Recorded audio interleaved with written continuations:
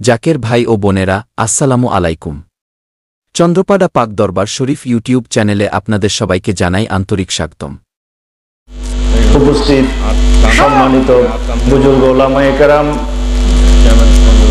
দূর দূরান্ত থেকে আগত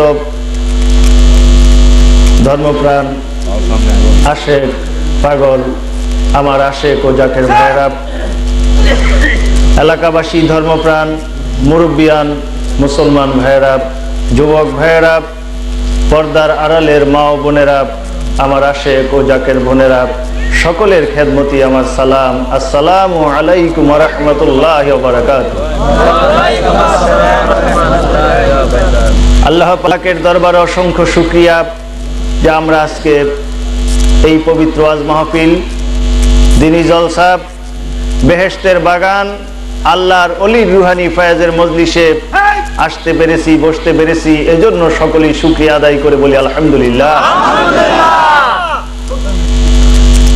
ভাইরা আমার, আপনারা অনেকক্ষণ যাবৎ দীর্ঘ সময় ধরে আদবের সাথে, মহব্বতের সাথে, ধৈর্য সহকারে আলোচনা শুনতেছেন। আমরা আজকে যেই মজলিসে বসেছি, এটা আল্লাহ রাসূল বলেছেন বেহেশতের বাগান, জান্নাতের বাগিচা। এই বাগানে, জান্নাতের বাগানে যারা বসে তারা জান্নাতি মানুষ। কি বলেন? জান্নাতের বাগানে যারা আসে, যতক্ষণ বসে তারা জান্নাতি মানুষ হয়ে থাকে। এবং এই মজলিসের চতুর্দিক দিয়ে আল্লাহর অগণিত রহমতের ফেরেশতারা দাঁড়ায় থাকেন। শুধু দাঁড়াই থাকেন না, দাঁড়ায় দাঁড়ায় তাসবিহ তাহলিল পাঠ করতে থাকেন। যারা এই মজলিসে আসেন, এই জিকিরের মজলিসে, কোরআনের মজলিসে, এই মাহফিলে যারা আসেন এবং বসেন, তাদের জন্য আল্লাহর দরবারে ওই ফেরেশতারা দোয়া করতে থাকেন, মাগফিরাত কামনা করতে থাকেন। মাহফিল যখন শেষ হয়ে যায়, ওই ফেরেশতারা আল্লাহর দরবারে হাজির হন। আল্লাহ জিজ্ঞাসা করেন যে ফেরেশতারা তোমরা কোথায় গিয়েছিলে, কোত্থেকে এসেছো? ফেরেশতারা জবাব দেয়, রব্বুল আলামিন তোমার দেয়া নেয়ামত, তোমার দেয়া রহমত, তোমার দেয়া বরকত নিয়ে তোমার হুকুমে দুনিয়ার জমিনে বিচরণ করতেছিলাম। এক জায়গায় যে দেখি তোমার কতগুলো আশেক পাগল বান্দারা জিকিরের মজলিসে, কোরআনের মজলিসে, ওয়াজের মজলিসে বসে গেছেন। আমার আল্লাহ জিজ্ঞাসা করবেন, যারা ওই মাহফিলে, ওই মজলিসে, জিকিরের মজলিসে, কোরআনের মজলিসে যারা এসেছিল এবং বসেছিল, তারা কি আমি আল্লাহকে দেখেছে কিনা? ফেরেশতারা লজ্জিত হয়ে মাথা নত করে জবাব দিবে, রাব্বুল আলামিন না, তারা তোমাকে দেখে নাই। আমার আল্লাহ জিজ্ঞাসা করবেন তারা কি চায়? ফেরেশতারা জবাব দিবেন, তারা তাদের গুনাহের জন্য তোমার দরবারে মাপ চায়, তারা তোমার দরবারে জান্নাত চায়, বেহেশত চায়। ও ভাইরা আমার, আমার আল্লাহ গুরু গম্ভীর কণ্ঠে জানায় দিবেন ফেরেশতারা রে, শুনে রাখো, সাক্ষী থাকো, জেনে রাখো যে সমস্ত বান্দারা ওই মজলিসে এসেছিল এবং বসেছিল, আমি আল্লাহকে না দেখে আমাকে বিশ্বাস করেছে, আমার আর আমার হাবিবের মহব্বতে পড়ে কোরআনের মজলিসে, জিকিরের মজলিসে যারা এসেছিল এবং বসেছিল, আমি মহান সম্ভ্রান্ত রাব্বুল আলামিন ওই সমস্ত বান্দাদের জীবনের গুনাহগুলি মাফ করে দিলাম। ভাইয়েরা আমার, তাই এই মজলিসে আমরা যতক্ষণ বসা থাকব, রহমতের মজলিস, জিকিরের মজলিস, আল্লাহর অগণিত রহমতের ফেরেশতারা আমার আপনার জন্য এই মজলিসে যারা বসবে তাদের জন্য দোয়া করতে থাকবে।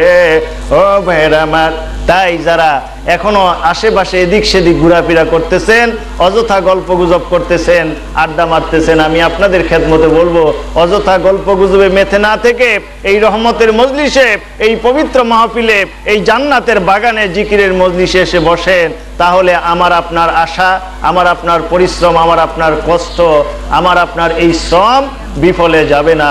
আমরা সকলেই যদি এই মজলিসে বসি, আদবের সাথে, মহব্বতের সাথে যদি বসি, তাহলে আজকের এই মাহফিল থেকে আমার আপনার মহান মুর্শিদ জামানার মুজাদ্দেদ শাহ চন্দ্রপুরী হুজুরের উসিলায় আজকে আমাদের নাজাতের ফয়সালা হতে পারে, মুক্তির ব্যবস্থা হতে পারে। কি বলেন, হতে পারে কিনা? হতে পারে। এই বিশ্বাস নিয়ে যদি আমরা বসি, ইনশাআল্লাহ আমার মহান মুর্শিদে বরকের উসিলায় আমাদের সকলের নাজাতের ব্যবস্থা আল্লাহ দয়া করে করে দিতে পারেন। সকলেই আদবের সাথে মহব্বতের সাথে এসে বসে যান, মহব্বতের সাথে দুরূদ। ভাইয়েরা আমার, আপনার আলোচনা শুনছেন এবং প্রশ্ন উত্তর শুনলেন। এখানে আজকের এই মজলিসের মূল বিষয়বস্তু ছিল যে আমরা আজকে জামানার মহান মুজাদ্দেদ তাপসকুল শিরোমণি সুলতানুল আউলিয়া বর্তমান জামানার মুজাদ্দেদ হযরত শাহ চন্দ্রপুরী নকশেবন্দি মুজাদ্দিদি মহান পীর কেবলাজানের শিক্ষা পদ্ধতি আত্মা শুদ্ধ দিল জিন্দা নামাজে হুজুরির উপরে আলোচনা চলে আসতেছে। এই আত্মা শুদ্ধ দিল জিন্দা নামাজে হুজুরির উপর আলোকপাত করতে যাওয়ার মধ্য থেকেই কিছু কিছু লোকের মনে কিছু প্রশ্ন জাগছে, যার কারণে তারা প্রশ্ন করেছেন। কেননা আত্মা শুদ্ধ দিল জিন্দা নামাজে হুজুরি এই বিষয়গুলো খুবই কঠিন বিষয় এবং প্রত্যেকটা নর এবং নারীর জন্য এই বিষয়গুলো অর্জন করা, এই বিষয়গুলো সম্পর্কে জ্ঞান অর্জন করা ফরজ। যেহেতু আমাদের দেশে আত্মা শুদ্ধ কাকে বলে, দিল জিন্দা কাকে বলে, নামাজ হুজুরি কাকে বলে, এ সম্পর্কে আমাদের দেশে অনেকেই ওয়াকিবহাল নন, অনেকেই জানেন না, এ সম্পর্কে অনেকেই অজ্ঞ। আমাদের দেশে ছোটকাল থেকে মক্তব থেকে ফোরকানিয়া মাদ্রাসা থেকে শুরু করে একেবারে দাওরা হাদিস কামেল মাদ্রাসা পর্যন্ত মসজিদে তরিকতের নিয়ম অনুযায়ী ওজিফা পালন হয় না। কাদরিয়া তরিকারও হয় না, চিশতিয়া তরিকারও হয় না, নকশেবন্দিয়া মুজাদ্দিদিয়া তরিকারও হয় না। চারটি তরিকা আমাদের দেশে প্রসিদ্ধ, চারটি তরিকা আমাদের দেশে প্রধান, কিন্তু কোন তরিকতের নিয়ম অনুযায়ী 5 ওয়াক্ত নামাজের পর ওজিফা হয় এই রকমের মসজিদ আমার জানা মতে নেই। ঢাকা শহরে অনেক বছর যাবত থাকি, ঢাকা শহরকে বলা হয় মসজিদের শহর, অথচ সেখানে অগণিত মসজিদ, কিন্তু কোন মসজিদে নিয়মিত তরিকতের নিয়ম অনুযায়ী ওজিফা আমল হয় কিনা আমার জানা নেই। আপনাদের এই এলাকায় কাদরিয়া, চিশতিয়া, নকশেবন্দিয়া, মুজাদ্দিদিয়া এই প্রধান চারটি তরিকতের আমল কোন ইমাম সাহেব মসজিদে নিয়মিত করে থাকেন আপনাদের জানা আছে? কি বলেন, আছে কিনা? নাই। কেন হচ্ছে না? তাহলে এই তরিকাগুলো আসলো কোত্থেকে? তাহলে কি ইমাম সাহেব কি তরিকতে নেই? তাহলে এই তরিকতের যারা ইমাম তারা কি ভুল করে গেছেন? ভাইয়েরা আমার, ইমাম সাহেব নিজেও তরিকতের আমল মসজিদে করছেন না, করলেও তিনি হুজরাতে বসে ব্যক্তিগতভাবে করছেন, মসজিদের মধ্যে হচ্ছে না। তাহলে মুসল্লিরা শিখবে কোত্থেকে? মুসল্লিরা সেই বাপদাদার আমল থেকে দেখা যাচ্ছে কিছু নির্দিষ্ট সূরা কেরাত পাঠ করে আসছে, যেইগুলো কোনো তরিকতের ওজিফার মধ্যে পরিগণিত নয়, তরিকতের ওজিফার মধ্যে নাই। কাদরিয়া তরিকার ওজিফা শিক্ষা খুলে দেখেন, চিশতিয়া তরিকার ওজিফা শিক্ষা খুলে দেখেন, নকশেবন্দিয়া মুজাদ্দিদিয়া তরিকার ওজিফা শিক্ষাগুলো খুলে দেখেন, যে আমলগুলো নিয়মিত মসজিদে আজ বর্তমান বিশ্বে হচ্ছে, এই আমলগুলো কোন তরিকাভুক্ত ওজিফা? ভাইয়েরা আমার, দেখা যাচ্ছে অধিকাংশ ক্ষেত্রে আজ তরিকতের নিয়ম অনুযায়ী আমল হচ্ছে না। তরিকা কাকে বলে? এখন পর্যন্ত অনেক আলেমরা পর্যন্ত প্রশ্ন করে তরিকা কাকে বলা হয়, পীরের কাছে কেন যেতে হয়, আত্মা শুদ্ধ কাকে বলে, দিল জিন্দা কাকে বলে, নামাজে হুজুরি কাকে বলে? ভাইয়েরা আমার, এই বিষয়গুলো আজ আমাদের মধ্যে আলোচনা হয় না। মসজিদ থেকে শুরু করে মাদ্রাসা পর্যন্ত এই বিষয়গুলোর উপর আলোচনা হয় না। মাদ্রাসায় ইলমে তাসাউফ নামে পাঠ্যপুস্তক ছিল ফাজিল ক্লাসের মধ্যে, জামাতুল্লাহ ক্লাসের মধ্যে, কিন্তু দেখা যায় মাদ্রাসা শিক্ষা ষড়যন্ত্রের শিকার হয়ে এসে তাসাউফকে আবশ্যিক বিষয় ছিল, এই বিষয়কে এখন অপশনাল বিষয় করে দেওয়া হয়েছে। ইলমে তাসাউফ যারা ফাজিল ক্লাসে পড়ে তারা দেখা যায় ইলমে তাসাউফ যে একটা সাবজেক্ট আছে, একটা বিষয় আছে, এ সম্পর্কে তারা টাইটেল পাস করার পরও খবর রাখে না। ভাইয়েরা আমার, এর মূল কারণ কি? দেখা যাচ্ছে ইলমে তাসাউফের বিরুদ্ধে যুগে যুগে ষড়যন্ত্র চলে আসছে। পৃথিবীর ইতিহাস শুরু থেকে আরম্ভ করলে দেখা যায় ইলমে তাসাউফ পন্থী যারা আলেম ছিলেন, এক শ্রেণীর জাহেরা শরীয়তপন্থী নামদারি রূপদারি পোশাকদারি আলেমেরা চিরদিন তাদের বিরোধিতা করে আসতেছে। কি বলেন, বিরোধিতা করতেছে কিনা? হযরত গাউসুল আজম মহিউদ্দিন আব্দুল কাদের জিলানী রহমতুল্লাহ আলাইকে তৎকালীন যুগের লোকেরা কাফের ফতুয়া দিছে। ফতুয়া দেয় কারা? যারা মুফতি সাহেব। মুফতি সাহেবরা কি লেখাপড়া জানাওয়ালা লোক না? কি বলেন? তারা মাদ্রাসা থেকে ইফতা বিভাগ পাশ করার পরে, ফতুয়া বিভাগ পাশ করার পরে তারা মুফতি সাহেব হয়ে আসছে। এই ধরনের 70 জন মুফতি হযরত আব্দুল কাদের জিলানী রহমতুল্লাহ আলাইকে কাফের বলে ফতুয়া দিয়েছে। তৎকালীন যুগের উচ্চ শিক্ষিত লোকেরা মুফতি আজম যারা ছিল, যারা নিজেদেরকে বড় মুফতি বলে দাবি করত, ওই ধরনের এক শ্রেণীর কোরআন হাদিস পড়ে, কোরআন হাদিস জানে, নিজেদেরকে আলেম মনে করে, এই ধরনের লোকেরা আব্দুল কাদের জিলানী রহমতুল্লাহ আলাইহিকে কাফের ফতোয়া দিয়েছিলেন। ভাইয়েরা আমার, তাহলে আসুন একটু চিন্তা করে দেখি যে যারা কাফের ফতোয়া দিল তারা হক পথে ছিল নাকি আব্দুল কাদের জিলানী রহমতুল্লাহ আলাইহি হক পথে ছিল? কারা হক পথে ছিল? যারা কাফের ফতোয়া দিছে তারা হক পথে ছিল? হায় হায় ভাইয়েরা আমার, কেন? তারা তো কোরআন হাদিসের কথাই বলতো, কোরআন হাদিস থেকেই তারা ফতোয়া দিয়েছিল। ও ভাইয়েরা আমার, এর একটা ছোট্ট ঘটনা আপনাদের সামনে তুলে ধরি। একবার খ্রিস্টান এবং মুসলমানের মধ্যে তর্ক বিতর্ক শুরু হলো। খ্রিস্টানরা বলতেছে যে আমাদের নবী ঈসা আলাইহিস সালাম হলো সর্বশ্রেষ্ঠ নবী, বড় নবী, আর মুসলমানরা বলতেছেন যে না, নবী মুহাম্মদুর রাসূলুল্লাহ সাল্লাল্লাহু আলাইহি ওয়াসাল্লাম তিনি হলেন শ্রেষ্ঠ নবী। দুইজনের মধ্যে তর্ক বিতর্কের এক পর্যায়ে তারা মনে করলো যে চলো, আমাদের যেহেতু ফয়সালা হচ্ছে না, চলো আব্দুল কাদের জিলানী রহমতুল্লাহ আলাইহি ওনার কাছে যাই। ভাইয়েরা আমার, আব্দুল কাদের জিলানী রহমতুল্লাহ আলাইহির কাছে যখন আসলেন, তিনি যখন এই কথা শুনলেন চোখে পানি এসে গেছে, শরীর থরথর করে কাঁপতেছে। হায় হায়, আমার মুর্শিদ, আমার মহান নবী মুহাম্মদুর রাসূলুল্লাহ সাল্লাল্লাহু আলাইহি ওয়াসাল্লামকে প্রতিপন্ন করা হচ্ছে, ছোট করা হচ্ছে। জিজ্ঞাসা করা হলো যে তোমরা যে ঈসা আলাইহিস সালাম শ্রেষ্ঠ বলতেছো, এর কারণ কি? তারা বলে যে আমাদের নবী ঈসা আলাইহিস সালাম তো মৃত ব্যক্তিকে জীবিত করতে পারতো, কিন্তু আপনাদের নবী মৃত ব্যক্তিকে জীবিত করতে পারে কিনা, পেরেছেন কিনা? আব্দুল কাদের জিলানী রাহমাতুল্লাহ আলাইহি বলেন আমাদের নবী মুহাম্মদুর রাসূলুল্লাহ সাল্লাল্লাহু আলাইহি ওয়াসাল্লাম অসংখ্য মৃত ব্যক্তিকে জীবিত করেছেন, এর বহু প্রমাণ আছে। হায় হায়, তারা বলতেছে না, আমরা তেমন কোনো প্রমাণ পাই না। তিনি রাগস্বরে বললেন, আল্লাহর হাবিবের মহব্বতের ঝুঁসে বললেন, আমার নবী কেন, আমার নবী বিশ্ব নবী মুহাম্মদুর রাসূলুল্লাহ সাল্লাল্লাহু আলাইহি ওয়াসাল্লাম কেন, আমি আমার নবীর একজন নগণ্য উম্মত, নগণ্য একজন গোলাম, আমি নিজেই তো মৃত ব্যক্তিকে জীবিত করতে পারি। ও ভাইয়েরা আমার, এই কথা যখন বললেন খ্রিস্টানেরা খেপে গেল। না, শুধু মুখে বললে হবে না, প্রমাণ করে দেখাতে হবে। অনেক বড় ঘটনা, সংক্ষেপে বলছি। প্রমাণ করার জন্য তিনি রাজি হয়ে গেলেন। দেখা গেল খ্রিস্টানরা পুরাতন একটা গোরস্থানের মধ্যে আব্দুল কাদের জিলানী রহমতুল্লাহ আলাইহিকে নিয়ে গেলেন। তিনি সেই পুরাতন গোরস্থানের মধ্যে গেলেন। হায় হায়, খ্রিস্টানরা তাদের পরিচিত একজন লোক, তার কবর দেখায় বললেন যে এই লোকটাকে জীবিত করে দেখান। ভাইয়েরা আমার, গোরস্থানের চতুর্দিক দিয়ে অসংখ্য লোক দাঁড়ালো, অসংখ্য আলেমরা সেখানে হাজির হলো, ওই মুফতি সাহেবেরাও সেখানে ছিল। আব্দুল কাদের জিলানী রহমতুল্লাহ আলাইহি গোরস্থানের যখন সামনের দিকে আস্তে আস্তে অগ্রসর হইতে আরম্ভ করেছেন, দেখা যায় নির্দিষ্ট সেই কবরের পাশে যখন গেলেন, সমস্ত চেহারা লাল হয়ে গেছে। যখন ওই কবরের পাশে গেলেন, কবরের পাশে যাইয়া ওই কবর মৃত ব্যক্তিকে, ওই কবরস্থিত ওই ব্যক্তিকে লক্ষ্য করে তার নাম ধরে ডাক দিয়ে বললেন, কুনবি ইজনি। এই কথা যখন বললেন, ওই আলেমেরা ফতোয়া যারা দিয়েছিল তারা হায় হায় সিসি বলে, শিরক বলে, বেদাত বলে, শিরক বলে, কাফের বলে ফতোয়া দিতে আরম্ভ করেছে। হায় হায়, আব্দুল কাদের জিলানী কাফের হয়ে গেছে, আব্দুল কাদের জিলানী মুশরিক হয়ে গেছে। কারণ সে যেই কথাটা বলতেছে, কুনবি ইজনি, আমার হুকুমে জীবিত হও। হায় হায়, কিন্তু ঈসা আলাইহিস সালাম তো বলতেন কুনবি ইজনিল্লাহ। ও ভাইরা আমার, এই কথা যখন বলছে, দেখা গেল ওই মৌলভী সাহেবেরা, ওই মুফতি সাহেবেরা ফতুয়া দিয়া তারা দূরে সরে গেছে।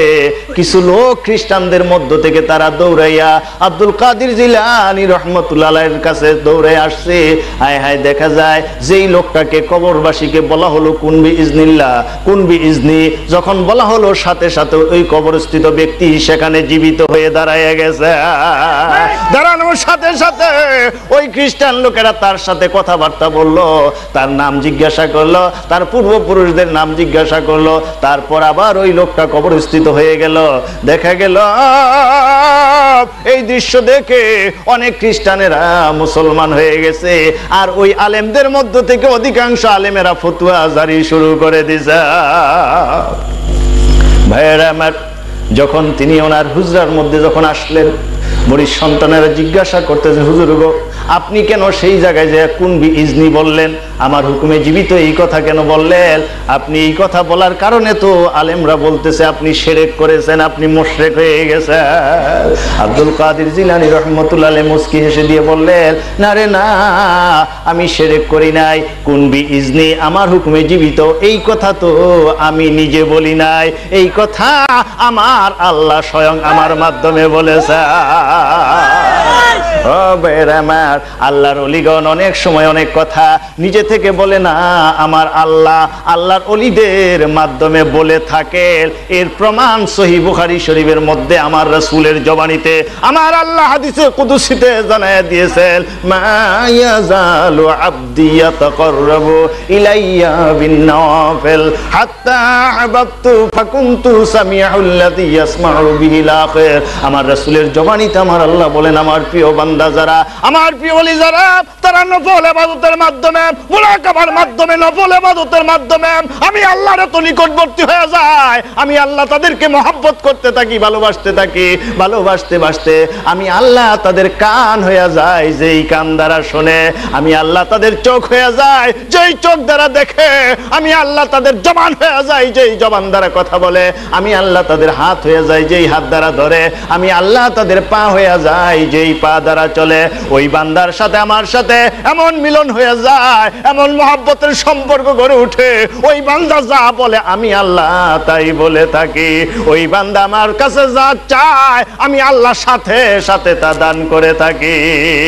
আল্লাহুম্মা সাল্লি আলা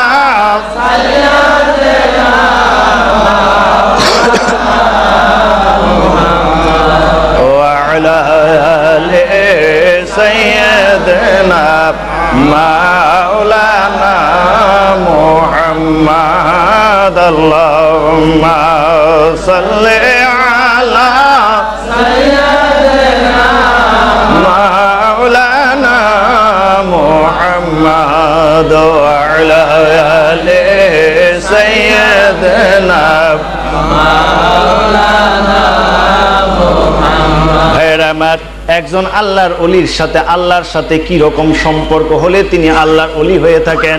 আব্দুল কাদের জিলানী রাহমাতুল্লাহ আলাইহি আল্লাহর সাথে কি রকম সম্পর্ক ছিলেন, যেই সম্পর্কের কারণে দেখা গেছে তিনি যখন ওই গোরস্থানে গেলেন, ওই কবরের পাশে যখন গেলেন, হায় হায় আমার আল্লাহর সাথে তার সাথে সম্পর্ক যেটা ছিল তরিকত শিক্ষা দেয় সেটা হলো ফানাফিল্লাহ, অর্থাৎ আল্লাহর নূরের সাথে আব্দুল কাদের জিলানী রাহমাতুল্লাহ আলাইহির এমন ভাবে সম্পৃক্ততা হয়ে গিয়েছিল, এমন সম্পর্ক হয়ে গিয়েছিল, এমন একাত্মতা হয়ে গিয়েছিল, এমন ফানা হয়ে গিয়েছিল, আমার আল্লাহ আব্দুল কাদের জিলানী রাহমাতুল্লাহ আলাইহির জবানের মাধ্যমে পৃথিবীর বুকে প্রতিষ্ঠা করে দিলেন, খ্রিস্টানদের কাছে জানায় দিলেন নবী মুহাম্মদুর রাসূলুল্লাহ সাল্লাল্লাহু আলাইহি ওয়াসাল্লামের উম্মতের দ্বারাই একজন মৃত ব্যক্তিকে জীবিত করে দেখানো পৃথিবীতে সম্ভব। আল্লাহুম্মা সাল্লি আলা সাইয়্যিদিনা মাওলানা মুহাম্মদ ওয়া আলা আলি সাইয়্যিদিনা মাওলানা মুহাম্মদ। ও ভাইরা আমার, এই ঘটনার পরে এক শ্রেণী আলেমেরা ফতোয়া দিল যে তিনি মুশরিক। এখন চিন্তা করে দেখুন কত দরওয়াজা, কত বড় দরওয়াজার বুজুর্গ আলেম হওয়ার কারণে, কত বড় ওলিয়া হওয়ার কারণে, আল্লাহর সাথে কত বড় মহব্বতের সম্পর্ক গড়ে ওঠার কারণে একজন মানুষ আব্দুল কাদের জিলানী রাহমাতুল্লাহ আলাইহির দ্বারা এত বড় কঠিন একটা ঘটনা পৃথিবীতে সংগঠিত হলো, আল্লাহর রাসূলের মহত্ব প্রচার হলো। তা দেখে অনেক আলেমেরা আব্দুল কাদের জিলানী রাহমাতুল্লাহ আলাইহির কাছে মুরিদ হইলেন, বাইয়াত গ্রহণ করলেন। আর এক শ্রেণীর আলেমেরা মুশরিক বলে, কাফের বলে ফতোয়া দিয়ে চলে গেছে। এখন যারা মুশরিক বলে, কাফের বলে যারা ফতোয়া দিয়ে গেল, তারা কি হক পথে আছে? কি বলেন, আছে কিনা? না। এইভাবে যুগে যুগে দেখা যাচ্ছে আল্লাহর ওলিদের বিরোধিতা এক শ্রেণীর লোকেরা করে আসছে, আল্লাহর বিরোধিতা এক শ্রেণীর লোকেরা করে আসছে। আল্লাহর বিরোধিতা করে নাই? কি বলেন, করেছে কিনা? আল্লাহর বিরোধিতা করে ফেরাউন নিজেকে বলতো আনা রাব্বুকুমুল আলা, আমি হইলাম বড় খোদা। হায় হায় বের আমার, নমরুদ নিজেকে খোদা বলে দাবি করত। কি বলেন, করতো কিনা? নমরুদ খোদার সাথে যুদ্ধও করেছে। কি বলেন, যুদ্ধ করে নাই? যুদ্ধ করছে। যুদ্ধ করে কি জয়লাভ করেছে? আল্লাহ যুদ্ধ করেন নাই? করছেন। কিভাবে করছেন? তাফসিরের কিতাবে ছোট্ট একটা ঘটনা প্রসঙ্গ যেহেতু আসছে একটু বলছি, যে ইব্রাহিম আলাইহিস সালামকে নমরুদ জানায় দিলেন যে তোমার খোদাকে আমি মেরে ফেলবো, তোমার খোদা কোন জায়গায় আছে একটু জানায় দাও। ইব্রাহিম আলাইহিস সালাম বললেন যে আমার আল্লাহ সেই 7 তবক আসমানের উপরে, অর্থাৎ সেই সপ্ত আকাশের উপরে আমার আল্লাহ আছে। ফেরাউন কি, নমরুদ কি করলো? চৌকাঠ অর্থাৎ টেবিলের মতো এইরকম একটা যন্ত্র তৈরি করলেন, এরকম খাটের মতো বা টেবিলের মতো একটা চৌবাচ্চা তৈরি করলেন, চতুর্পাশে 4টা শকুন যারা মাংস লোভী, এই ধরনের জন্তু, এই ধরনের পাখি জাতীয় সেটার মধ্যে বেঁধে দিলেন, উপরে মাংস সেট করলেন। দেখা গেল যে ওই শকুন জাতীয় সেই পাখি মাংসের লোভে উপরের দিকে হা করে উড়াল দিলেন, আর মাঝখানে নমরুদ বসলেন তীর ধনুক নিয়ে, আল্লাহকে মারার জন্য তীর ধনুক নিয়ে ওই টেবিলে বসে উপরের দিকে যাওয়া শুরু করছে। ভাইয়েরা আমার, যখন ওই মেঘের কাছাকাছি গেছে, মনে করছে অনেক দূরে এসে গেছে, যাইয়া কি করছে? উপরের দিকে তীর মারছে। আল্লাহ এই তীরকে জিবরাইলকে বললেন যে এই তীরের মধ্যে একটা মাছের রক্ত লাগায়া আবার তার মধ্যে ফেলে দাও। দেখা গেল ওই জিবরাইল আলাইহিস সালাম তীর ধরে ওই তীরের মধ্যে মাছের রক্ত লাগাইয়া এই তীরটাকে আবার তার টেবিলের উপরে ফেলে দিলেন। এবার তীরের মাথায় রক্ত দেখে নমরুদ চিন্তা করলো যে ঠিকই ইব্রাহিমের খোদাকে বধ করা হলো, তাকে মারা হয়েছে। ভাইয়েরা আমার, আসলেন ইব্রাহিমকে রক্ত মাখা তীর দেখালেন, দেখো তোমার খোদাকে শেষ করে দিয়েছে। ইব্রাহিম আলাইহিস সালাম সেজদায় পড়ে গেলেন, আল্লাহ এটা আবার তোমার কি রকম খেলা, কি রকম রহস্যজনক খেলা? আল্লাহ জানাই দিলেন, ইব্রাহিম তুমি ধৈর্য ধারণ করো, দেখো সে কত দূর পর্যন্ত যায়। হায় হায় বের আমার, ইব্রাহিম আলাইহিস সালাম তাকে বললেন না, আমার খোদাকে তুমি মারতে পারো না। হায় হায়, সেই নমরুদ জানায় দিল, যদি তোমার খোদাকে মেরেছি বিশ্বাস না হয় তাহলে তোমার খোদাকে বলো, আমি তার সাথে যুদ্ধ করতে চাই। জানায় দেওয়া হলো, ঘোষণা দেওয়া হলো, নির্দিষ্ট দিন তারিখ ঠিক করে দেওয়া হলো, সময়ও ঠিক করে দেওয়া হলো। যুদ্ধের জন্য প্রস্তুতি নিল নমরুদ। হাতি, ঘোড়া, সৈন্য সামনে, তৎকালীন যুগে গোলা বারুদ যা ছিল, কামান টামান যা ছিল, ওই যুগের যা ব্যবস্থা ছিল, যুদ্ধাস্ত্র, মরণাস্ত্র যা ছিল, সব নিয়ে আসে পাহাড়ের পাদদেশে যুদ্ধের জন্য রেডি হয়ে আসে। ভাইয়ের আমার, দেখা গেল সন্ধ্যার আগে আগে নমরুদের সৈন্যরা যুদ্ধ করার জন্য তৈরি হয়ে আছে। পাহাড়ের আড়াল থেকে ঘন অন্ধকার হয়ে মশার জাক আসতে আরম্ভ করেছে। মশা এসে যেই সৈনিকের গায়ে আঘাত করে কামড় দেয়, ঘোড়ার গায়ে কামড় দেয়, হাতির গায়ে কামড় দেয়, কামড়ের আঘাতে দেখা যায় যার গায়ে কামড় দেয় ছটফট করতে করতে সেটা মারা যায়। সৈন্যদের মধ্যে হইচই পড়ে গেল, রই রই পড়ে গেল, দৌড়াদৌড়ি শুরু হয়ে গেল। কোথায় ঘোড়া, কোথায় হাতি, কোথায় কামান, কোথায় গোলা বারুদ। ভাইয়েরা আমার, এই অবস্থা যখন চলছে যুদ্ধক্ষেত্রের মধ্যে, দেখা যায় তারা মশা মারার জন্য অনেক চেষ্টা করতেছে, কিন্তু কিছুতেই মশাকে রোধ করতে পারে না।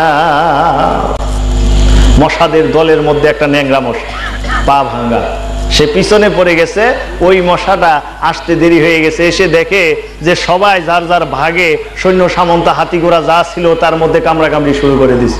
তার ভাগে কেউ নাই। সে তাকায় দেখে সবচাইতে বড় যেটা সিংহাসনের মধ্যে বসা আছে নমরুদ, সেই জায়গায় ঢুকছে।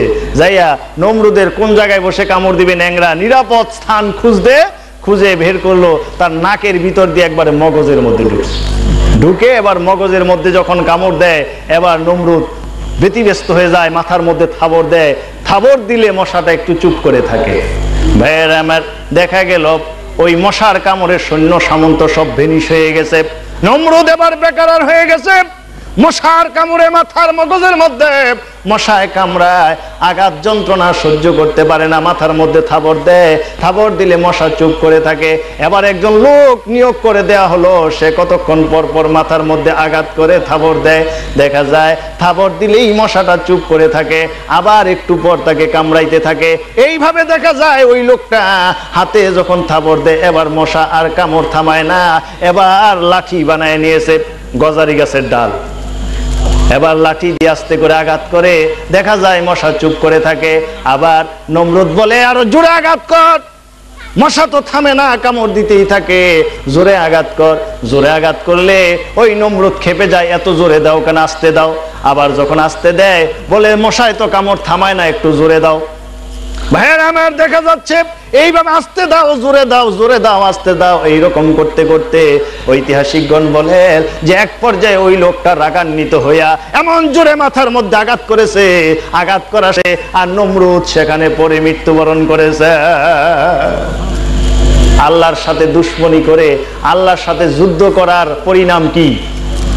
এখন এই যুদ্ধটাকে আল্লাহ করছে না মশাই করছে? কি বলেন?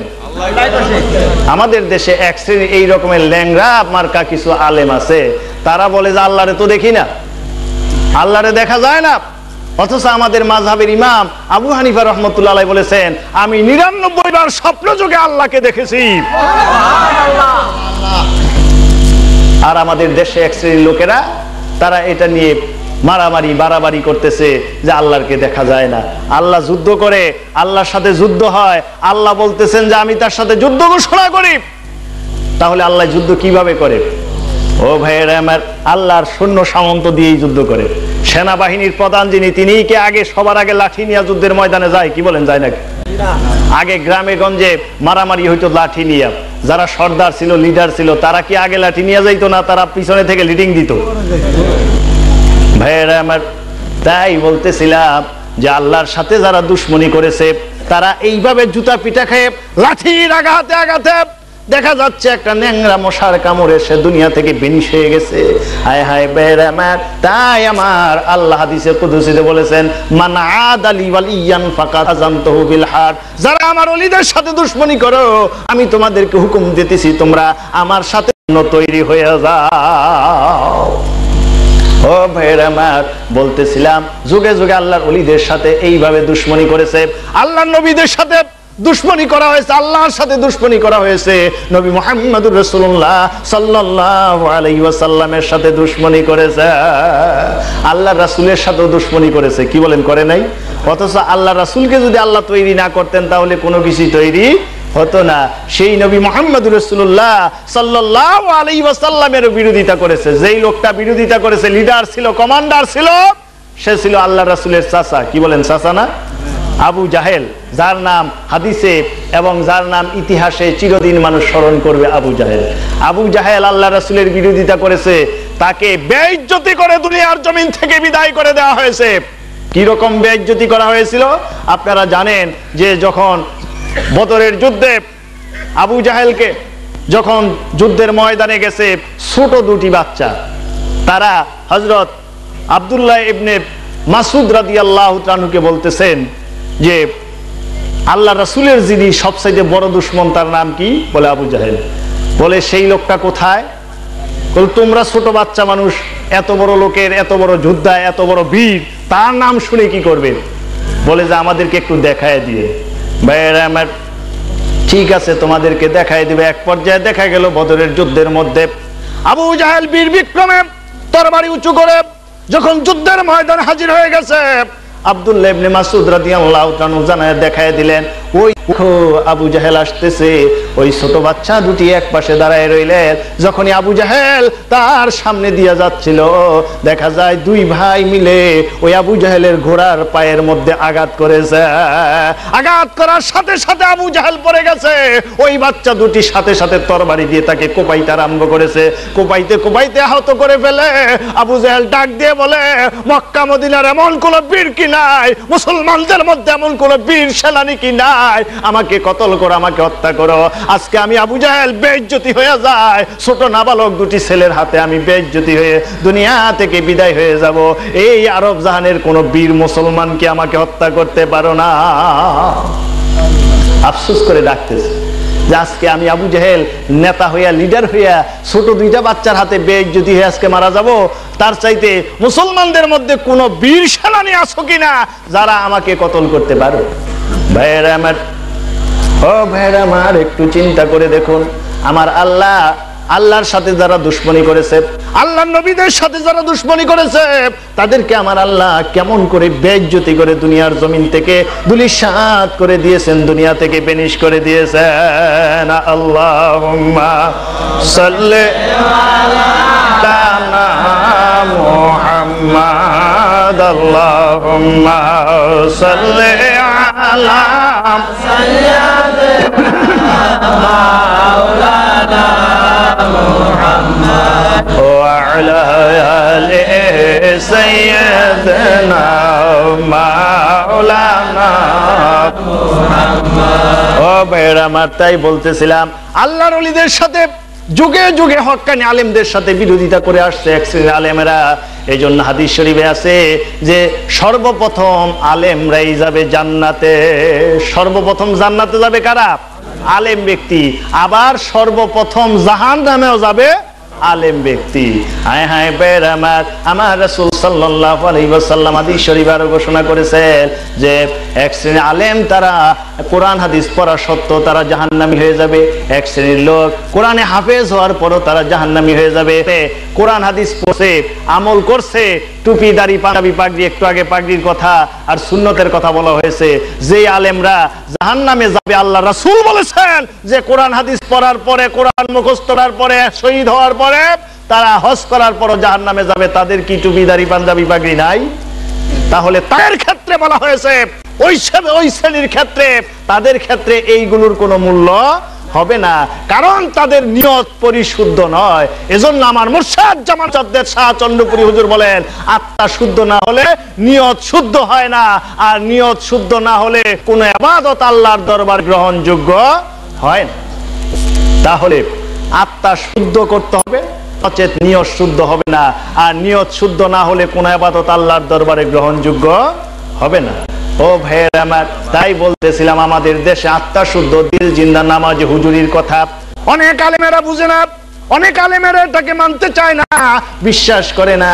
অথচ আত্মা শুদ্ধ না হলে নিয়ত শুদ্ধ হয় না, আর নামাজ হুজুরি না হলে নামাজ আল্লাহ দরবারে কবুল হয় না।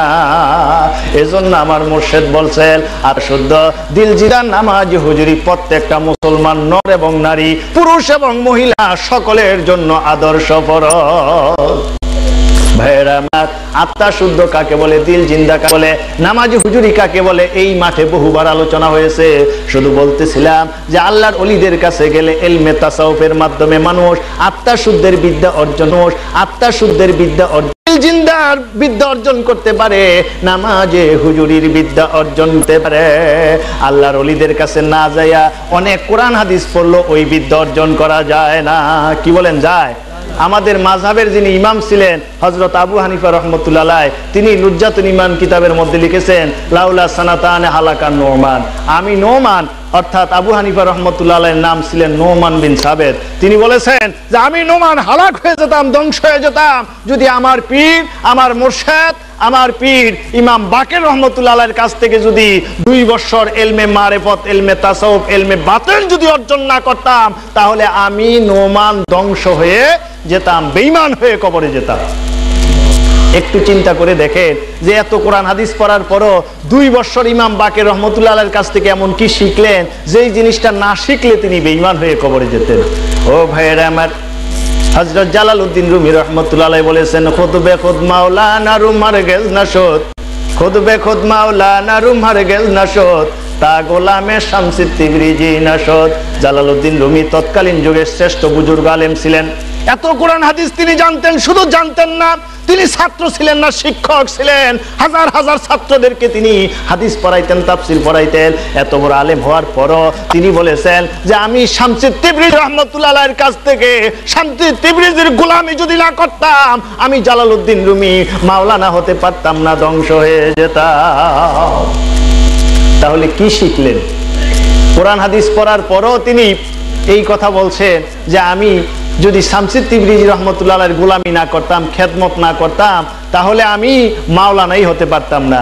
তাহলে মাদ্রাসা পাশ করার পরে, কোরআন হাদিস পড়ার পরে, কোরআন হাদিস শিক্ষা দেওয়ার পরে, একজন ওস্তাদ হওয়ার পরে, মুআল্লিম হওয়ার পরে, শিক্ষক হওয়ার পরেও তিনি এমন কি বিদ্যাটা শামসি তিবরিজি রাহমাতুল্লাহ আলাইহির কাছ থেকে শিখছেন যেই বিদ্যাটা না শিখলে তিনি মাওলানা হতে পারতেন না। তাহলে আমরা যদি মাদ্রাসায় 2-4 পাতা কিতাব পড়ার পরে যদি বলি যে না, পীরের কাছে যাওয়ার দরকার নাই, কি যাব চন্দ্রপাড়া, আমি নিজেই তো কিছু হয়ে গেছি। ভাইয়েরা আমার, তাই পৃথিবীর ইতিহাস প্রমাণ করে ইলমে তাসাউফের মাধ্যমে মানুষ আত্মা শুদ্ধ দিল জিন্দা নামাজ হুজুরির প্রশিক্ষণ গ্রহণ করতে হয়। এই বিদ্যা যদি না শিখে ওই মানুষ ঈমান নিয়ে কবরে যেতে পারে না। কেননা মৃত্যুর কঠিন মুহূর্তে আজরাইল যখন মানুষের কাছে আসে, হাদিস শরীফে আছে শয়তান মানুষের সামনে মা বাবার চেহারা রূপ ধারণ করে মিথ্যা প্রলোভন দেয়, শরবতের পেয়ালা নিয়ে হাজির হয়। ওই মৃত্যুর কঠিন মুহূর্তে যদি কামেল ওলি থাকে, কামেল ওলির ওসিলায় সেই ঈমান নিয়ে কবরে যেতে পারে। কি বলেন, এই ধরনের ঘটনা আপনারা আগে শুনছেন না? হযরত ইমাম ফখরুদ্দিন রাজি রহমতুল্লাহ আলাইহির ঘটনা আপনারা জানেন যে তিনি 360টা দলিল সংগ্রহ করেছিলেন যে আল্লাহ এক। তিনি 360টা দলিল সংগ্রহ করার পরও দেখা যাচ্ছে মৃত্যুর সময় যখন শয়তান ধোঁকা দিতে আরম্ভ করেছেন, তিনি 360টা দলিল দিয়েও শয়তানের কাছে তিনি পারেন নাই, বাহেস করে পারেন নাই। শয়তান 361টা দলিল দিয়ে প্রমাণ করেছে যে আল্লাহ বলতে কিছু নাই। তাহলে বোঝা যায় প্রমাণ সবগুলিরই আছে। যারা পৃথিবীতে নাস্তিক, আল্লাহকে বিশ্বাস করে না, তাদেরও যুক্তি প্রমাণ আছে। কি বলেন, আছে না? যারা মুসলমান ছাড়া অন্যান্য ধর্মের যারা আছে, তাদের কি যুক্তি প্রমাণ আছে না? তাদের মধ্যে তাদের ধর্মীয় আলেম আছে না? আছে। আমাদের ইসলাম ধর্মের মধ্যে আল্লাহ রাসূল বলেছেন আমার উম্মতের মধ্যে 73টা দল হবে, একটা দল হবে হক আর বাকি 72টা দল হবে না হক। একটা দল হবে জান্নাতি আর বাকি 72টা দল হবে জাহান্নামী। তাহলে একটা দলের মধ্যে যেমন আলেম আছে, ওই 72টা দলের মধ্যেও তো আলেম আছে। কি বলেন, আছে না? তাহলে ভাইয়েরা আমার, তাই বলতেছিলাম ইমাম ফখরুদ্দিন রাজি 360 খানা দলিল দিলেন আমার আল্লাহ এক, কিন্তু শয়তান 361টা দলিল দিয়া তার 360 খানা দলিল খণ্ডন করে দিল যে আল্লাহ বলতে কিছু নাই। এবার হতভম্ব হইয়া ইমাম ফখরুদ্দিন রাজি শয়তানকে জানায়, ইবলিস রে, আমি তো আর দলিল জানি না, আমি আর দলিল জানি না। ও ভাইয়ের আমার, এই ঘটনা দেখতেছিলেন, যার কাছে গিয়েছিলেন তিনি হলেন আল্লাহর ওলি হযরত সানজালি রহমতুল্লাহ আলাইহি। তিনি সেখানে ওযু করতেছিলেন, হঠাৎ করে ওযুরত অবস্থায় হাতের কলসি নিয়া, হাতের বদনা নিয়া, হাতের ওযুর পাত্রটা সামনের দিকে ঢিল মেরে, রাগে গোসায় ঢিল মেরে দিলেন।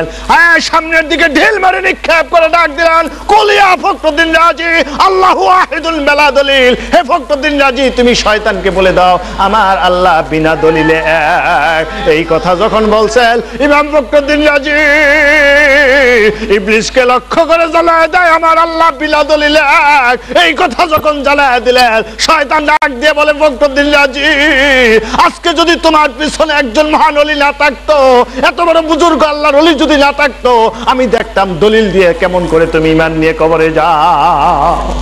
ও ভাইয়ের আমার, একটু চিন্তা করে দেখুন, এত বড় আলেম হয়ে এত দলিল জানার পরও শয়তানের সাথে হেরে গেছে। আল্লাহর ওলি সানজালি রহমতুল্লাহ আলাইহি মৃত্যুর সময় তাকে সাহায্য করেছে। হায় হায় ভাইয়ের আমার, তিনি ঈমান নিয়ে কবরে গেছেন, ছাত্রদেরকে জানাই দিয়েছেন, বাবারা তোমরা লিখে রাখো, আমি ফখরুদ্দিন রাজি এই মৃত্যুর কঠিন মুহূর্তে শয়তানের ধোঁকা থেকে বাঁচতে পারতাম না, ঈমান হারা হয়ে কবরে যেতে হতো যদি হযরত সানজালি রহমতুল্লাহ আলাইহি আল্লাহর ওলি যদি আমাকে সাহায্য না করত। ও ভাইয়ের আমার, মৃত্যুর কঠিন মুহূর্তে শয়তান যখন ধোঁকা দেয়, পার্শ্বে মা বাবা থাকে, ছেলে মেয়েরা থাকে, আত্মীয় স্বজন থাকে, বন্ধু বান্ধব থাকে, কেউ তা দেখে না, অথচ তার সাথে শয়তানের সাথে কথাবার্তা হয়, তার সাথে সে আজরাইলকে দেখতেছে, বিকট চেহারা দেখতেছে, অথবা জান্নাতের চেহারা সুরত দেখতেছে। কি বলেন, দেখে না? তাহলে কোন চোখ দ্বারা দেখে? হায় হায় ভাইয়ের আমার, কোন মুখ দ্বারা কথা বলতেছে, অথচ পার্শ্বের লোক আছে, তারা তা জানে না, বুঝে না। ও ভাইয়ের আমার, এজন্য তরিকতের কিতাবে আসছে, যদি কেউ কামেল ওলির তরিকা গ্রহণ করে, মৃত্যুর কঠিন মুহূর্তে মা বাবা আত্মীয় স্বজন কেউ যখন কোনো উপকার আসে না, কিন্তু কামেল ওলি রুহানিতে সেখানে হাজির থাকে। কামেল ওলি মুরিদের মাথায় হাত বুলাইয়া দেয়, মুরিদের মাথার উপরে হাত রাখে। এই রকমের অসংখ্য প্রভাব আমার মুর্শিদের দরবারে আছে। আমার আশেক জাকের পাগল ভাই বোনদের মধ্যে আছে। বিক্রমপুরে কিছুদিন আগের, গত অক্টোবরের ঘটনা, বিক্রমপুরে আমাদের এক জাকের ভাই, তিনি মৃত্যু শয্যায় শায়িত, ছটফট করতেছিলেন। ডাক্তার তার চিকিৎসা করতেছে, বিছানার মধ্যে শুয়ে আছেন, ছটফট করতেছেন। পার্শ্বে আর অনেক জাকের ভাইরা ছিল। ওই ডাক্তার চিকিৎসা করতেছে, ডাক্তার ওই এলাকারই, ডাক্তারের নাম হলো, ডাক নাম হলো মঞ্জু। তিনি চিকিৎসা করতেছিলেন, ভাইয়ের আমার, হঠাৎ করে ওই রোগাগ্রস্ত ব্যক্তি আমার জাকের ভাই বিছানায় শোয়া, তিনি চিৎকার দিয়ে ডাক দিলেন, মঞ্জু উঠে দাঁড়াও। কেন বসে আছো? তুমি কি দেখো না ওই যে আমার মুর্শিদ দয়াল বাবা ওই যে চন্দ্রপুরি আমার ঘরে আসছে? তুমি কি দেখো না? সবাই উঠে দাঁড়াও, সবাই দুরূদ শরীফ পড়তে থাকো। হায় হায় বেরাবার ওই জাকের ভাই চিৎকার দিয়ে বাবা বাবা বলে চিৎকার দিয়ে তিনি অজ্ঞান হয়ে গেলেন, বেহুশ হয়ে গেলেন। কিছুক্ষণ পর ডাক্তার বলল সে আর দুনিয়াতে বেঁচে নাই। ও বেরামার, আমার মুর্শিদ চন্দ্রপুরি, আমার দয়াল বাবা চন্দ্রপুরি মৃত্যুর কঠিন মুহূর্তে মুরিদের শিয়রের পাশে থাকার অনেক জাকের ভাইরা তা উপলব্ধি করে, অনেক জাকের ভাইরা তা দেখতে পায়, অনুভব করতে পারে, বুঝতে পারে। শুধু তাই নয়, কঠিন বিপদগ্রস্ত হইয়া কোন মুরিদ সন্তান যখন কান্দে, আমার মুর্শিদ চোখের পানি মুরিদ সন্তানের সইতে পারেন না, সেখানে আমার মুর্শিদ রুহানিতে হাজির হন। গত বছর ওই মাদারীপুর থেকে আমাদের এক জাকের বোন লঞ্চ যোগে ঢাকা আসতেছিলেন, লঞ্চ ঝড়ের কবলে পড়ে গেছে, লঞ্চ পানিতে ডুবে গেছে, পরে পেপারের মধ্যে আসছে। ও ভাইয়ের আমার, লঞ্চ যখন ডুবে যায় ওই জাকের বোন, তার সাথে দুইটা বাচ্চা ছিল, ওই জাকের বোন চোখের পানি ছেড়ে দিয়ে কাঁদতে আরম্ভ করেছে আল্লাহর দরবারে। এক পর্যায়ে আমার মুর্শিদের কথা স্মরণ করে কাঁদতেছে। ও গো চন্দ্রপুরি, আমার মুর্শিদ, আমি অনেক জাকের ভাই বোনদের মুখে শুনি, তোমার আশেক পাগলদের মুখে শুনি, তুমি মুরিদের হারির খবর রাখো। আজকে এই কঠিন মুহূর্তে, এই বিপদের সময়ে তুমি আমাকে উদ্ধার করো। এই বলে ওই জাকের বোন, অশিক্ষিত জাকের বোন, লেখাপড়া জানে না, হায় হায় বেরামাত, ওই জাকের বোন আপন মুর্শিদের চেহারা খেয়াল করে চোখের পানি ফেলে ফেলে যখন কাঁদতে আরম্ভ করেছে, ওই জাকের বোন বুঝতে পারে নাই কখন লঞ্চ ডুবে গেছে, পানির নিচে লঞ্চ ডুবে গেছে, তার খবর ছিল না। যখন তার হুঁশ ফিরে আসছে, আয় হায় জ্ঞান ফিরে যখন আসছে, তাকে জিজ্ঞাসা করা হলো তুমি লঞ্চের ভিতরে ছিলা, কি হয়েছে? সে সব ঘটনা খুলে বলে। হায় হায় বেরামার, শেষে সে বলে আমি যখন চোখের পানি ফেলে ফেলে কাঁদতে থাকি, চোখের পানিতে আমার চোখ ঝাপসা হয়ে গেছে, আমি আর কিছুই দেখি না, শুধু দেখতেছিলাম আমার মুর্শিদ, আমার পীর দয়াল পীর জামানার মুজাদ্দেদ চন্দ্রপুরি আমার সামনে আমাকে শুধু বলতেছে, মাগো ভয় পেও না, আল্লাহর উপর ভরসা রাখো, আল্লাহ দয়া করবে। আল্লাহুম্মা সাল্লি আলা মাওলানা মুহাম্মাদ ওয়া আলা আলি সাইয়্যিদিনা মাওলানা মুহাম্মাদ। ও ভাইরা আমার, মুরিদের কঠিন নিদানের সময় যিনি মুরিদের পাশে থাকেন, যার কারণে আমার মুর্শিদকে আশেকেরা পাগলেরা দয়াল বাবা বলে ডাকে, তিনি মুরিদ সন্তানের চোখের পানি সহ্য করতে পারতেন না। পৃথিবীর যে কোনো প্রান্তে মুরিদ সন্তান চোখের পানি ফেলে কাঁদছে, অনেক আশেক পাগল জাকের ভাইয়েরা জাকের বোনেরা দেখছে আমার মুর্শিদ সেখানে রুহানিতে সশরীরে হাজির হয়ে গেছে। রংপুরের এরশাদ আমলে সংসদের হুইপ ছিলেন হারেস উদ্দিন সরকার, আমাদের জাকের ভাই, তিনি বলেছেন যে অ্যাপেন্ডিক্স অপারেশন তার হয়েছিল, অপারেশন সাকসেসফুল হয় নাই। অ্যাপেন্ডিক্স অপারেশন যদি ঠিক মতো না হয়, রোগী মারা যায়। ওই লোকটা বললেন, ডাক্তাররা আমাকে বললো যে আমি বেশি সময় টিকে থাকবো না, আবার অপারেশন করতে হবে, কিন্তু আবার অপারেশন আমাদের এই দেশে খুবই রিস্কি ব্যাপার, আমাদের এই দেশে সাধারণত এই রোগী বাঁচে না। ওই হারিস উদ্দিন সরকার ডাক্তারদেরকে বললেন, আপনারা ভয় পায়েন না, আপনারা আপনাদের কর্তব্য কাজ করে যান, আবার অপারেশন করেন, আল্লাহ যদি আমার হায়াত না রাখে আমি মরে যাব, আমার কোনো আফসোস নাই। ডাক্তাররা তার কাছ থেকে ভনসই নিয়ে আবার যখন তাকে অপারেশন থিয়েটারের মধ্যে নিচ্ছে, সে বলতেছে আমার একটা বিশ্বাস ছিল, আমার যদি হায়াত থাকে, আমার মুর্শিদ আল্লাহর ওলি জামানার মুজাদ্দেদ, আমার মুর্শিদের দোয়ার বরকতে, আমার মুর্শিদের উসিলায় আমি বেঁচে যাব, এই আত্মবিশ্বাস তার ছিল। সে বলতেছে আমি বেডের মধ্যে শুয়ে শুধু আল্লাহর দরবারে কাঁদতেছিলাম, আল্লাহ আমার মুর্শিদ তো জামানার মুজাদ্দেদ, আমার মুর্শিদ চন্দ্রপুরি জামানার মুজাদ্দেদ, তোমার ওলি এই বিশ্বাস করে আমার মুর্শিদের কাছে গেছি, যদি আমার হায়াত না থাকে, আজকে যদি আমার মৃত্যু হয়, অন্তত শেষ নিঃশ্বাসের আগে একটু আমার মুর্শিদে দেখা দাও, আমার মুর্শিদকে এক নজর দেখে যেন আমি তোমার নাম লইতে লইতে যেন বিদায় হইতে পারি, এই দয়া আমাকে ভিক্ষা দাও। ওই হারিস উদ্দিন সরকার এমনি করে কাঁদতে আরম্ভ করেছে, কাঁদতে কাঁদতে দেখা যায় ওই লোকটা যখন অপারেশন থিয়েটারের রুমে যখন নিছে, ওই হারিস উদ্দিন সরকার বলতেছে হঠাৎ করে দেখি চতুর্দিক দিয়ে লোক আমার রুমের মধ্যে ভরে গেছে, সবাই সাদা পোশাক। আমি অনুভব করলাম এরা তো ডাক্তার না, এরা তো নার্স না, এরা কারা? অপারেশন থিয়েটারে তো এত লোক আসে না, এরা কারা? হ্যাঁ, আমার মাথার কাছে একটা লোককে অনুভব করলাম, আমার কপালের উপর হাত রাখছে, অনুভব করলাম। আমি অতি কষ্টে চোখ ঘুরাইয়া যেই লোকটা আমার মাথার পাশে দাঁড়ানো আছে তার চেহারার দিকে তাকাইলাম। ওই চেহারার দিকে তাকায় দেখি যেই লোকটা আমার মাথার পাশে দাঁড়ায়া আমার হাতে কপালের উপর হাত রাখছে, এই লোকটা ডাক্তার না, নার্স না, এই এলাকার কেউ না। এই লোকটা হলেন আমার মুর্শেদ চন্দ্রপুরী, আমার পীর চন্দ্রপুরী। আমার মুর্শেদ আমাকে বলতেছেন, ভয় পাবেন না, আল্লাহর উপর ভরসা রাখেন, আমি দোয়া করি আল্লাহ আপনাকে দয়া করবে। ও ভাইয়ের আমার, ওই লোক আমার মুর্শেদকে অপারেশন থিয়েটারের রুমের মধ্যে দেখে সে অজ্ঞান হয়ে গেছে। কখন তার অপারেশন হয়েছে, কখন ডাক্তাররা তাকে রিলিজ দিয়েছে তার খবর নাই। যখন সে তার জ্ঞান ফিরে আসছে, ডাক্তাররা বলতেছে যে আল্লাহর রহমতে আপনার অপারেশন খুব সুন্দরভাবে হয়ে গেছে।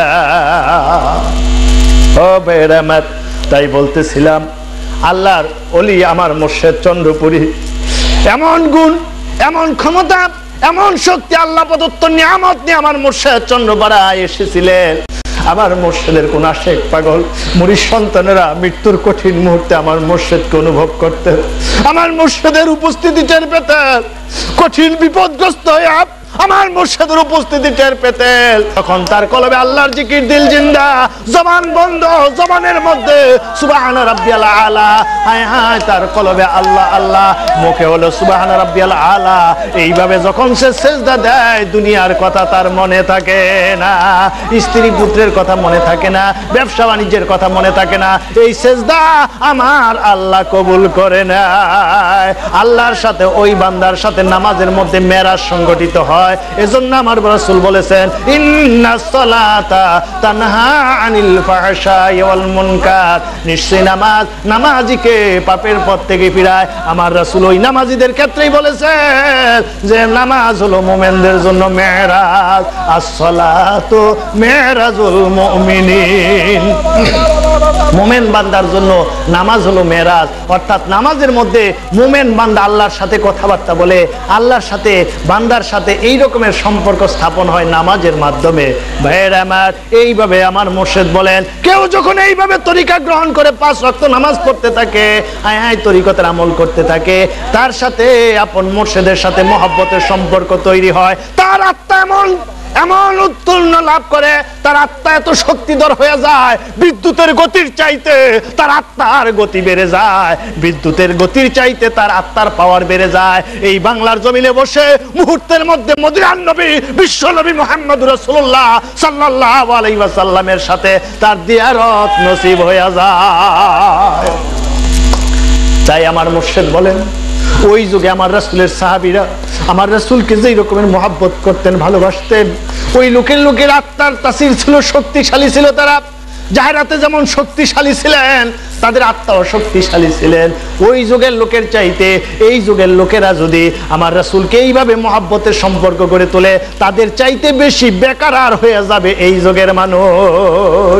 আমার মুর্শিদের দরবারে এইখানেও দেখতেছি কয়েক ভাই, চন্দ্রপাড়া দরবার শরীফে যারা গেছেন, যারা দেখছেন, ভাইয়েরা আমার, অসংখ্য লোক ইয়া রাসূলুল্লাহ বলে কাঁদতেছে, অর্থাৎ তারা আমার রাসূলের দিদার লাভ করে থাকা, আমার রাসূলের মহব্বত তাদের অন্তরে আসে। আর ইমানের মাপকাঠি হলো রাসূলের মহব্বত দিয়া।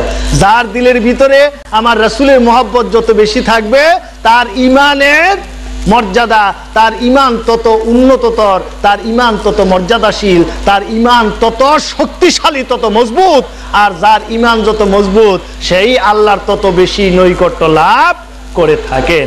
যেমন সাহাবায়ে কেরামদের মধ্যে দেখা গেছে যে আমার রাসূলের জন্য, আমার রাসূলের মহব্বতে পড়ে তারা নিজেদের ধন সম্পত্তি, মাল, হযরত আবু বকর রাদিয়াল্লাহু তাআলার জীবনী আপনারা জানেন যে আল্লাহ রাসূল যখন চাদর বিছায় দিলেন যে কার কাছে কি আছে তোমরা এনে দাও, আবু বকর রাদিয়াল্লাহু তাআলার যা ছিল সব এনে দিলেন।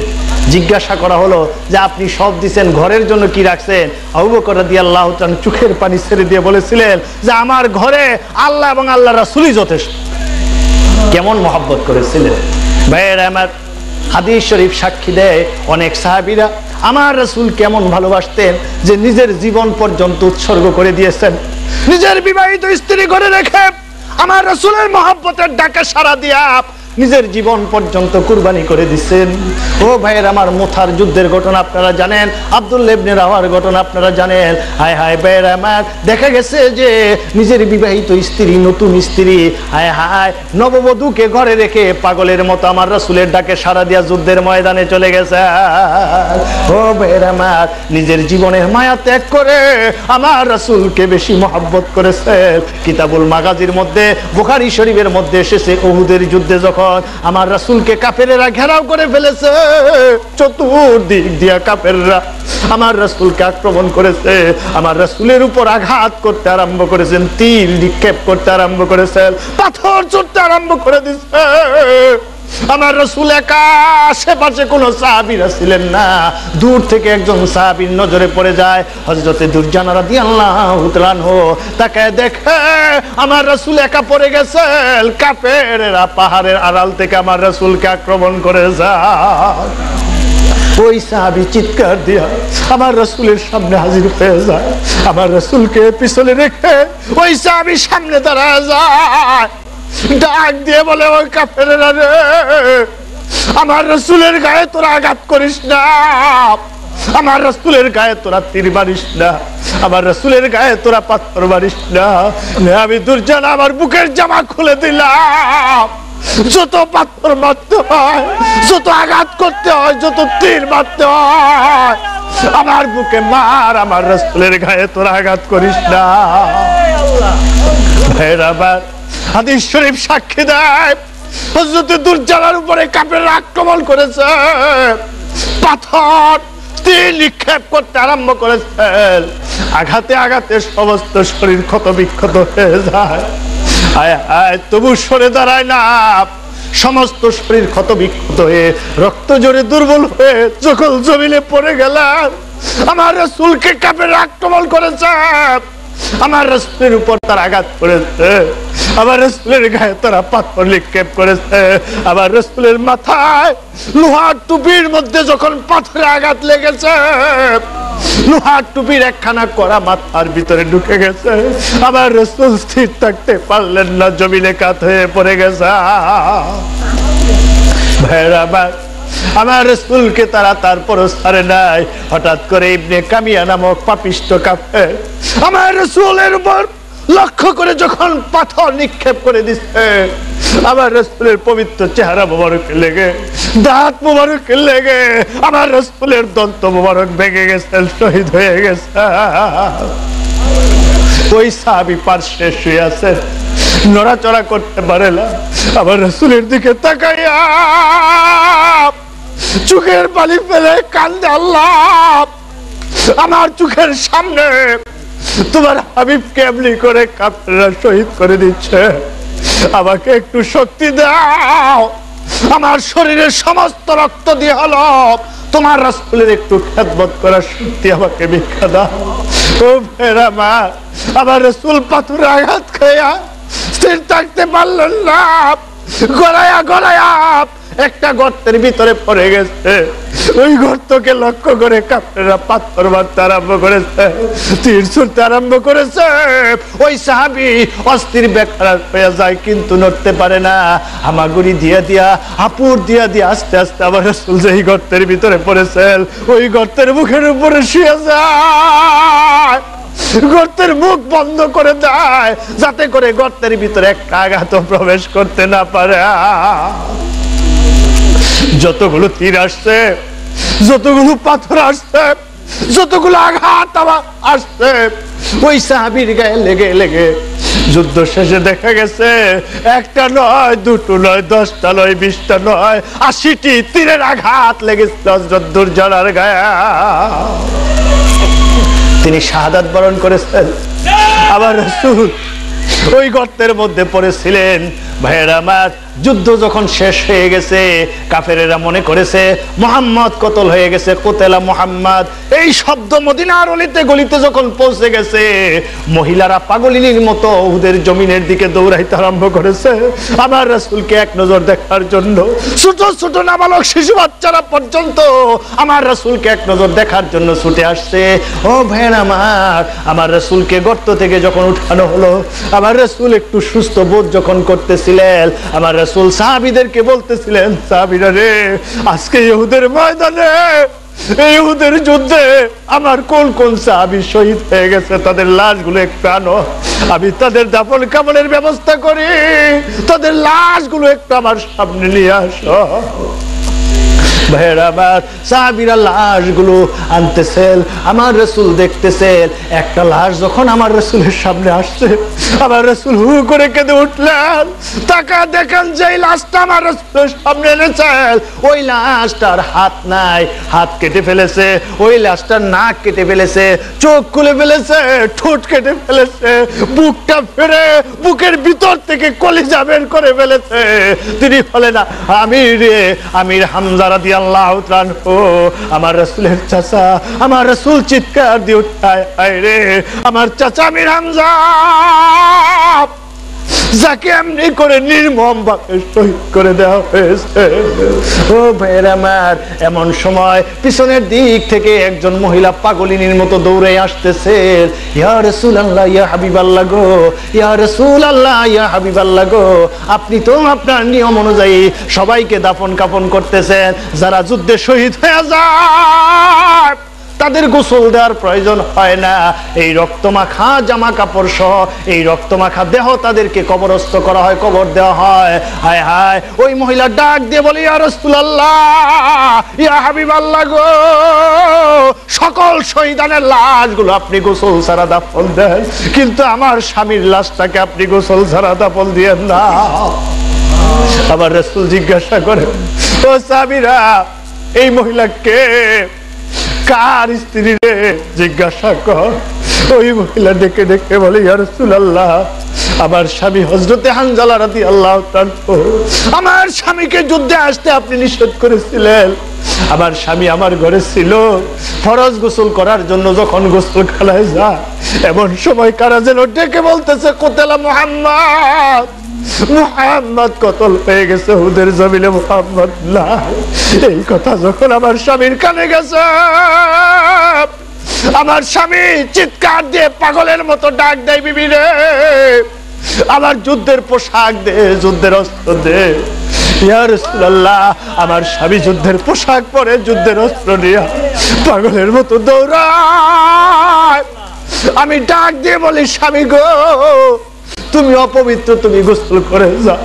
আমার স্বামী চিৎকার দিয়ে ডাক দেয়, আমার রাসূল যদি দুনিয়া থেকে বিদায় হয়ে যায়, কার জন্য গোসল করব রে? ও ইয়া রাসূলুল্লাহ, আমার স্বামী অপবিত্র অবস্থায় যুদ্ধের ময়দানে হাজির হয়ে গেছে। এক সাহাবীর মুখে শুনলাম, আমার স্বামী শহীদ হয়ে গেছে, সবার লাশগুলো গোসল ছাড়া দাফন দেন, আমার স্বামীকে গোসল দিয়ে দাফন দেন। আমার রাসূল এই ঘটনা শুনে চোখের পানি ছেড়ে দিয়ে সাহাবীদেরকে বলে, তোমরা উহুদের জমিন তন্ন তন্ন করে খোঁজো, দেখো কোথায় হানজালার লাশ পাওয়া যায়।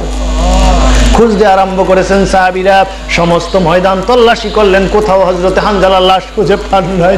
আমার রাসূল সিজদায় পড়ে যায়, আল্লাহকে ডাক দেয়, আল্লাহ, আমার প্রাণপ্রিয় সাহাবী হযরতে হানজালা তোমার হাবিবের মহব্বতে পড়ে নিজের জীবন কুরবানি করে দিছে, অপবিত্র ছিল, গোসল দিতে হবে, লাশ খুঁজে পাই না।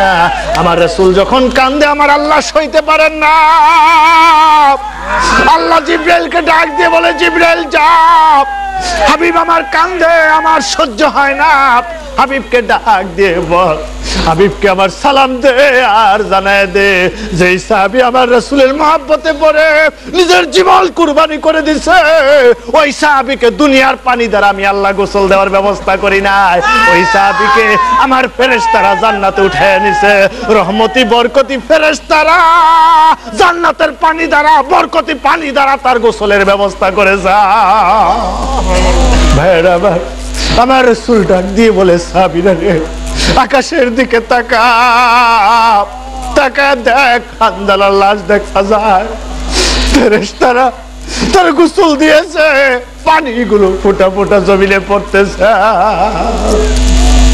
ও ভাইরা আমার, এমনি করে বললে সারা রাত পার হয়ে যাবে। আল্লাহ রাসূলের মহব্বতে পড়ে সাহাবীরা এমনি করে জীবন দিয়েছেন। একটু নিজের ভিতর উপলব্ধি করেন, তারা আমার রাসূলকে কতটুকু পাগলের মতো মহব্বত করত, কতটুকু ভালোবাসতে। একটা লোক আমার রাসূলের জন্য নিজের জীবন কুরবানি করে দিতে পারেন, নিজের জীবন উৎসর্গ করে দিতে পারেন।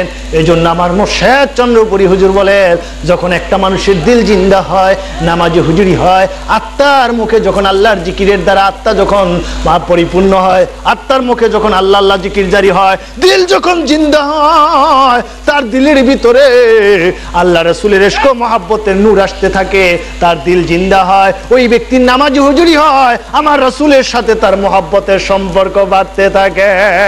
তার আত্মার গতি বিদ্যুতের গতির চাইতে বেশি হয়ে যায়। আল্লাহুম্মা সাল্লি আলা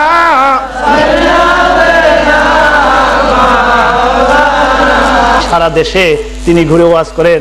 ওনার সাথে আমরা ভারতে প্রথম গিয়েছিলাম।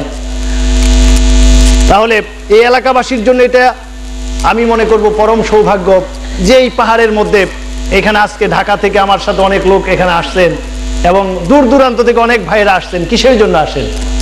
এমন নয় যে এখানে আসলে যে হাদি ভাই তাদেরকে অনেক টাকা পয়সা দেয়, ধন সম্পত্তি দেয়, তা না।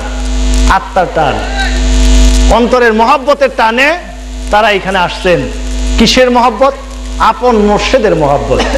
আপনাদের এই যে হাদি সাহেব যাকে মহব্বত করেন, যারা দূর দূরান্ত থেকে আসছেন তারাও তাকে মহব্বত করেন।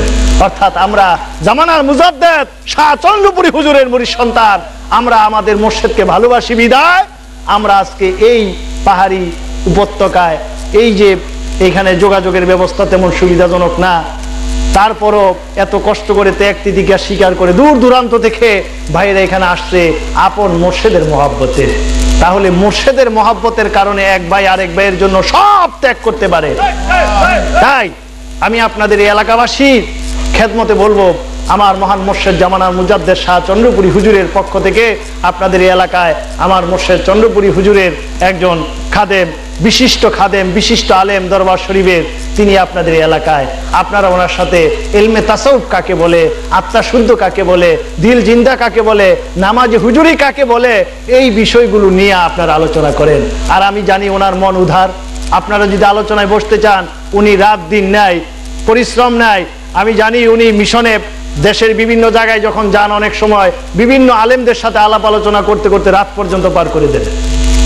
ইলমে তাসাউফের ব্যাপারে আপোষহীন বক্তব্য তিনি রাখেন, এর সাথে তিনি কাউকে আপোষ করেন না, যার কারণে ওনাকে জেহাদি বলা হয়।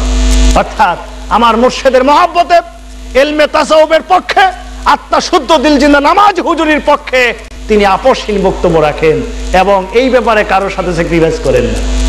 কাজী আমি আপনাদের খেদমতে বলবো যে আপনারা এই এলাকাবাসীরা, আপনারা আত্মা শুদ্ধ দিল জিন্দা নামাজ হুজুরি আমার মুর্শিদ চন্দ্রপুরী হুজুরের সম্পর্কে আপনারা জানেন। আমার মুর্শিদ চন্দ্রপুরী হুজুরের বর্তমান আমাদের চন্দ্রপাড়া দরবার শরীফে আমার মহান মুর্শিদ বর্তমান জামানার মুজাদ্দেদ হযরত গদিনী সিং চন্দ্রপুরী মাদ্দাজিলুল আলী আলোয়াইসি পীর কেবলাজান সম্পর্কে আপনারা জানেন। আজকে মাগরিবের সময় অনেক ভাইরা তরিকা নিলেন। আমি আপনাদের খেদমতে বলবো, এই এলাকাবাসী যারা এই তরিকাভুক্ত হন নাই, আপনারা এখানে তরিকা নিতে পারেন। আমার মুর্শিদ আমাদের জেহাদি ভাইকে, আমাকে মাওলানা আবুল হোসেন সাহেবকে হুকুম দিয়েছেন, যদি কেউ আল্লাহ আল্লাহ জিকিরের সবক নিয়ে এই তরিকাভুক্ত আমল করতে চায়, তাহলে তাদের সবক দেওয়ার হুকুম আমাদেরকে দিয়েছেন। লতিফে কালবে, যেই দিলের ভিতরে আল্লাহ আল্লাহ জিকির হয়, এই জায়গাটা দেখায় দেওয়ার হুকুম আমাদের মধ্যে আছে। আমরা পীর নই, আমরা পীর নই, আমরা আমাদের মুর্শিদের গোলামি করি, খেদমত করি। খাদেম হিসাবে আমাদেরকে এই হুকুম আমাদেরকে দিয়েছেন যে আমরা যদি কেউ তরিকা নিতে চায়, তাদেরকে লতিফে কালবে সবক দিয়া তাদের দিল বা কালব জায়গাটা শাহাদাত আঙ্গুল দিয়ে স্পর্শ করে আমার মুর্শিদের হুকুমে সেখানে আল্লাহ আল্লাহ জিকির হবে, এই হুকুম আমাদেরকে দিয়েছেন। যদি আপনারা কেউ আল্লাহ আল্লাহ জিকিরের সবক নিতে চান, মাহফিল শেষে, আখিরি মোনাজাতের শেষে আপনারা এখানে আল্লাহ আল্লাহ জিকিরের সবক নিতে পারবেন। তো এই ক্ষেত্রে আমি আপনাদের খেদমতে যেটা বলতেছিলাম, যারা এখন তরিকা নিবেন, যারা তরিকা নিচ্ছেন এবং নিবেন, মাগরিবের সময় নিচ্ছেন আর নিবেন, আপনারা আমাদের এই তরিকাভুক্ত জাকের ভাই হবেন। আর জাকের ভাই হলে আপনাদের প্রতি আমাদের সাথে এই রকমের অন্তরের একটা টান হবে, মহাব্বত হবে। আমাদের এই তরিকার নিয়ম হলো আমরা জাকের ভাই এই কারণে যে আপনিও জিকিরকারী, আপনার কালবে আল্লাহর জিকির হয়, আমার কালবে আল্লাহর জিকির হয়, যার কারণে আমরা দুইজন হলাম জাকের ভাই। আর আমরা দুইজনের টার্গেট হলো, লক্ষ্য হলো, বর্জক হলো একটা, তিনি হলেন আপন মুর্শেদ। বর্তমান মুর্শেদ আমাদের গদিনিসীন চন্দ্রপুরী মাদ্দাজিলুল আলী। এখন যারা তরিকা নিবেন আপনারা, আপনাদের মুর্শেদ হলেন বর্তমান গদিনিসীন চন্দ্রপুরী মাদ্দাজিলুল আলী আলো আইসি পীর কেবলা। যারা আপনারা যদি তরিকত সংক্রান্ত যে কোনো বিষয়ে জানতে চান, মোরাকাবা, মুশাহেদা, আত্মা শুদ্ধ, দিল জিন্দা, নামাজ ও হুজুরির সম্পর্কে জানতে চান, আপনাদের জন্য শেখানো খোলা আছে চন্দ্রপাড়া পাক দরবার শরীফ, ঢাকাতে মিরপুরে 88 নম্বর উত্তর বিশিল চন্দ্রপাড়া প্রকাশনা কার্যালয়। আপনারা যে কোনো সময় সেখানে যেতে পারেন, এই সম্পর্কে আপনারা জানতে পারেন। আমার মুর্শেদ চন্দ্রপুরী হুজুরের স্বহস্তে মোবারকে লিখা নুরুল আসরার বা নূরতত্ত্ব কিতাব আপনারা পড়েন, সেখানে খুব সংক্ষেপে কোরআন, হাদিস, ইজমা, কিয়াসের মাধ্যমে দলিল ভিত্তিক ইলমে তাসাউফ সম্পর্কে সেখানে আলোচনা করা হয়েছে। আপনারা পড়লে খুব সহজেই এটা উপলব্ধি করতে পারবেন যে ইলমে তাসাউফ কাকে বলা হয়। যাই হোক, আমি আমার আলোচনা দীর্ঘ করব না, শুধু আপনাদের খেদমতে আবার আরজ করব, যারা এই এলাকাবাসী, আপনাদের প্রতি আমাদের দাবি হলো, যেহেতু আমরা অনেক দূরে থেকে আসি, প্রতি বছর আল্লাহ দয়া করে আনেন, সেই হিসাবে আপনাদের প্রতি আমাদের দাবি হলো যে আপনারা এই তরিকাভুক্ত হয়ে তরিকতের নিয়ম অনুযায়ী ওজিফা আমল করেন, 5 ওয়াক্ত নামাজ পড়েন, তাহলে আমাদের আশা এবং আজকের এই আয়োজন সার্থক হবে। মহান আল্লাহ পাক আমার মহান মুর্শেদে বরকের উসিলায় এই এলাকাবাসী সকলের উপর আল্লাহর খাস রহমত যেন আল্লাহ পাক যেন দান করেন, এই আজিজি আমরা রাখছি। আজকের এই মাহফিলে আমরা যারা হাজির হয়েছি, আমরা যেন সকলেই এই মাহফিল থেকে আপন মুর্শেদের উসিলা আল্লাহ এবং আল্লাহ রাসূলের রাজি খুশি সন্তুষ্টি অর্জন করে ঈমান নিয়ে যেন কবরে যেতে পারি, এই তৌফিক যেন আল্লাহ আমাদের সকলকে দান করেন। সকলেই আমার সাথে সাথে আল্লাহর দরবারে তওবা করেন। অসুবিধা না থাকলে একটু নামাজের কায়দায় বসেন, নামাজের কায়দায় বসে আল্লাহর দরবারে তওবা করেন। সকলেই আমার সাথে সাথে তওবা করেন। আউযু বিল্লাহি মিনাশ শাইতানির রাজীম। বিসমিল্লাহির রহমানির রহিম। আস্তাগফিরুল্লাহ রাব্বি মিন কুল্লি যামবিন ওয়া আতুবু ইলাইহি। আয় আল্লাহ, জীবন ভর নফসের খায়েশে, শয়তানের ফেরবে করিয়া যত প্রকার গুনাহ করিয়াছি, সমস্ত গুনাহ হইতে তোমার নিকট তওবা করিলাম। আয় আল্লাহ, জামানার মুজাদ্দিদ শাহ চন্দ্রপুরী নকশবন্দি মুজাদ্দিদি পীর কেবলা জানের উসিলায় আমার তওবা কবুল করো, আমার জীবনের গুনাহ মাফ করো। সকলেই দিলের হাত উঠে বলেন আল্লাহুম্মা আমিন, আল্লাহুম্মা আমিন, আল্লাহুম্মা আমিন। রব্বানা ظلمنا أنفسنا إن لم تغفر لنا وترحمنا لنكونن من الخاسرين।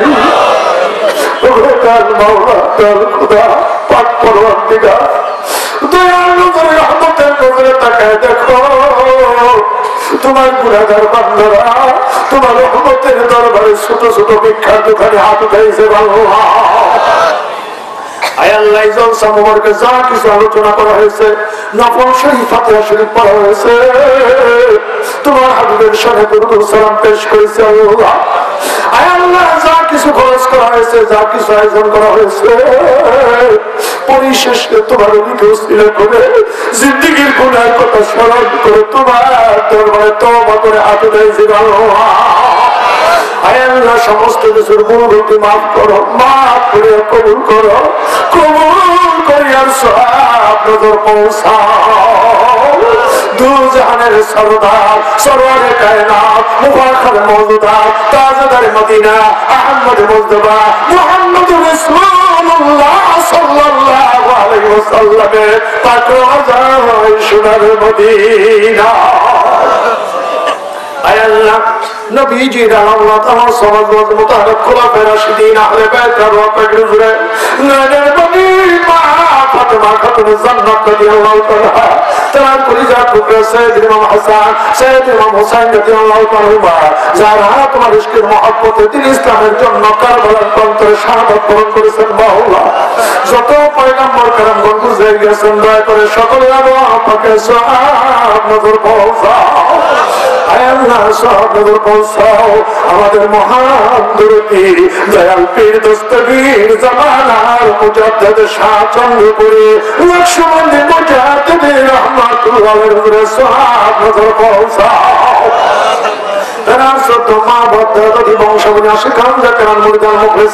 আমাদের বড় পীর মহান সাহেব রহমাতুল্লাহ আলাইহি সওয়াব নজর পৌঁছাও শাহেদ তরিকত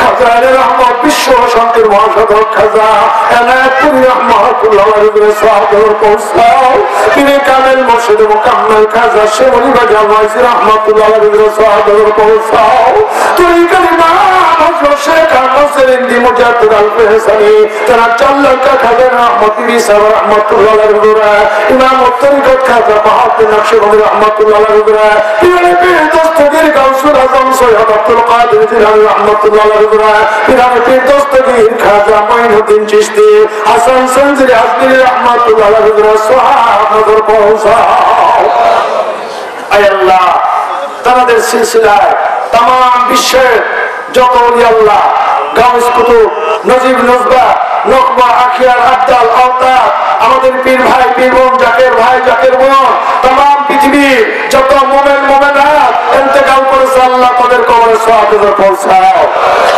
আয় আল্লাহ খাস করে সওয়াব পৌঁছাও আজকের এই জলসা মুবারকে যারা তোমার দরবারে হাত উঠাইছে আল্লাহ জানি না কে মা হারা কে বাবা হারা যে মা বাবা কত কষ্ট করে সন্তানদেরকে লালন পালন করেছে আজকে যাদের মা বাবা দুনিয়াতে বেঁচে নেই আল্লাহ কারো মা আছে বাবা নাই বাবা আছে মা নাই কারো মা বাবা কেউ দুনিয়াতে বেঁচে নাই আল্লাহ সন্তানেরা তোমার দরবারে ভিক্ষার হাত উঠেছে আল্লাহ আয় আল্লাহ মা বাবার জিন্দেগির গুনাহ মাফ করে দাও মা বাবার কবরে শান্তি দান করো আল্লাহ মা বাবার কবরে আযাবকে মাফ করে দাও মা বাবার কবরকে জান্নাতের বাগান বানায় দাও আল্লাহ নাজাতের ফয়সালা হিসাবে কবুল করে নাও আল্লাহ আয় আল্লাহ যাদের মা বাবা বেঁচে আছেন হায়াতে তাইয়্যিবা বানায় দাও মা বাবার শরীরকে সুস্থ রাখো আল্লাহ সন্তানদেরকে বেশি বেশি করে মা বাবার খেদমত করার তৌফিক দান করো আল্লাহ আয় আল্লাহ যাদের মহব্বতের স্ত্রী মহব্বতের স্বামী শ্বশুর শাশুড়ি দাদা দাদি নানা নানি আপন ভাই বোন জ্ঞাতি গোষ্ঠী পাড়া প্রতিবেশী আত্মীয় স্বজন যারা ইন্তেকাল করেছে আল্লাহ তাদের কবরে সওয়াব পৌঁছাও আয় আল্লাহ এই বারান্দা এলাকা যত মুমিন মুসলমান নরনারী যারা দুনিয়া থেকে বিদায় হয়ে গেছে আল্লাহ আজকের এই জলসা মুবারকের খাতিরে তোমার ওলির খাতিরে অত্র এলাকার সকল কবরবাসীর উপর তুমি শান্তি দান করো আল্লাহ তাদের কবরে পূর্ণ নূর পূর্ণ শান্তি দান করো আল্লাহ তাদের নাজাতের ফয়সালা হিসেবে কবুল করে নাও আল্লাহ আয় আল্লাহ শফিকুল ইসলাম ভাই তার জন্মদাতা পিতা বিচ্ছু ভাই এমনি করে তাদের বংশের যত মুরব্বিয়ান দুনিয়া থেকে বিদায় হয়ে গেছে আল্লাহ আল্লাহ তাদের কবরে সওয়াব পৌঁছাও আয় আল্লাহ নাজাতের ফয়সালা হিসেবে কবুল করে নাও আয় আল্লাহ তুমি রহমতের নজরে দয়ার নজরে তাকায় দেখো তোমার গুনাহগার বান্দার হাত উঠে কাঁদবে আল্লাহ